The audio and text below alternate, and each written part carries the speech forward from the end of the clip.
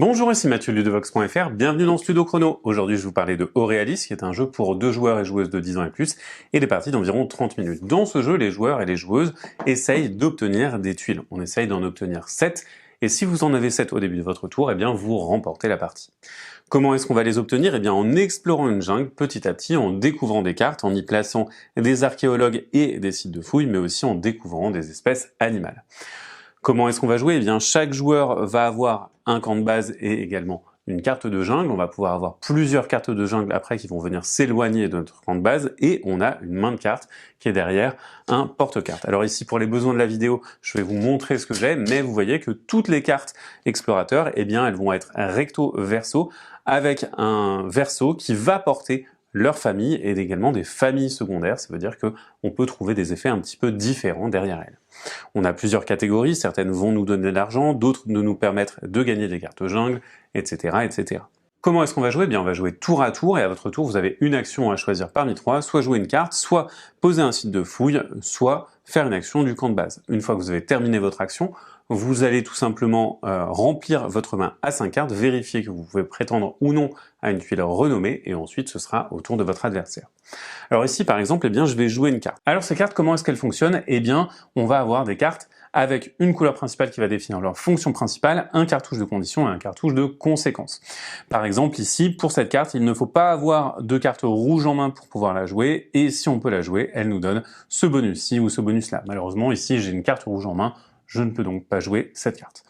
Pour celle-ci, eh bien, on va regarder la rivière et le jeu de notre adversaire. On va vérifier s'il y a des cartes jaunes dans la rivière ou dans le jeu adverse. S'il y en a dans l'un de ces deux jeux, donc soit dans la rivière, soit dans le jeu adverse, on prend la première récompense. S'il y en a dans les deux, on prend la deuxième récompense qui est meilleure. Celle-ci fonctionne un petit peu de la même manière, mais il y a un petit plus, ça veut dire que on va comparer ça à son jeu. Pour ces bonus-là, il faut que j'ai plus de cartes vertes que ce qu'il y en a dans la rivière ou dans le jeu de mon adversaire, ou dans les deux, pour avoir la deuxième ligne. Ici, on va faire la somme des cartes rouges qui se trouvent dans mon jeu, dans la rivière et dans le jeu adverse, et ça va nous permettre de bonifier cette carte-ci. Pour cette carte-là, eh bien, vous voyez que on doit avoir les 4 couleurs en main, c'est bien le cas, je pourrais la jouer. Je vais donc choisir ceci, ça va me permettre de gagner 5 pièces et ou déplacements d'explorateur, c'est ce que je vais faire. J'ai bien les 4 couleurs, mon adversaire peut le confirmer, et donc je vais commencer à déplacer des explorateurs. Chaque mouvement va me coûter 1, sachant que mes autres cartes jungle, les cartes jungle suivantes, seront placées à la suite et qu'elles seront de plus en plus loin. Maintenant que j'ai fait les déplacements, j'ai fait 3 points de déplacement, il me reste 2 à dépenser ici, et donc je vais simplement choisir de gagner 2 pièces pour les 2 derniers points d'action de cette carte. Cette carte, elle va être défaussée, je vais donc la placer dans la défausse, je vais pouvoir récupérer une nouvelle carte, par exemple je peux choisir de récupérer cette carte-ci ou celle-là par exemple, et je la place dans ma main. Une fois que j'ai rempli ma main, eh bien, je vais regarder si je peux prétendre à une tuile de renommée.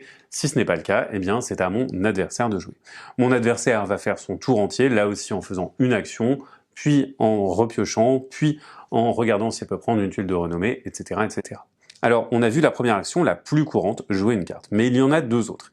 Il y a également l'action construire un site de fouille. Construire un site de fouille, eh bien, lorsque vous avez des archéologues sur une carte jungle et qu'ils remplissent entièrement le côté de la carte jungle, pour votre tour, entièrement, vous allez pouvoir placer un site de fouille sur l'emplacement correspondant. Et vous voyez que si vous recouvrez un bonus, vous pouvez y prétendre. Par exemple, dans le cas présent, je vais récupérer une tuile relique.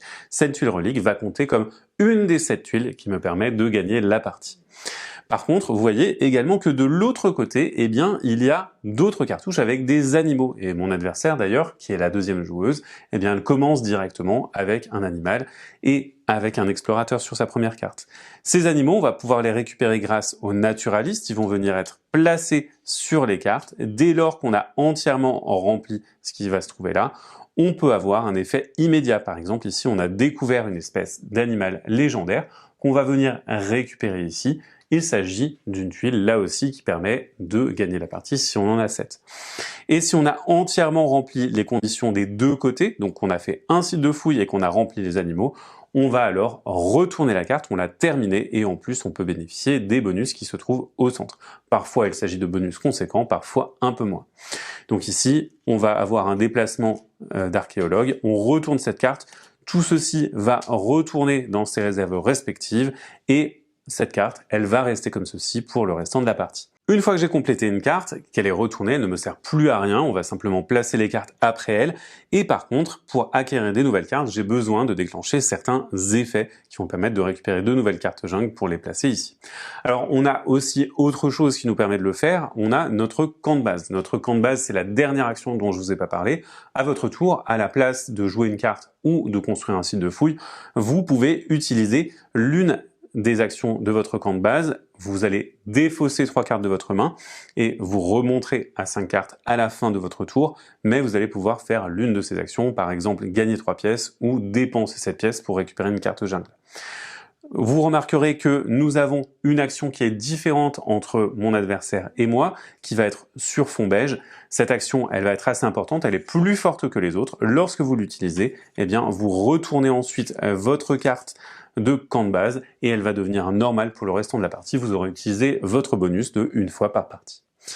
On va donc récupérer des cartes jungle en payant, en les récupérant dans cette rivière et on va pouvoir à nouveau faire voyager petit à petit les archéologues et placer des animaux. Attention, on a aussi la possibilité, grâce à ces cartes, de récupérer des avantages.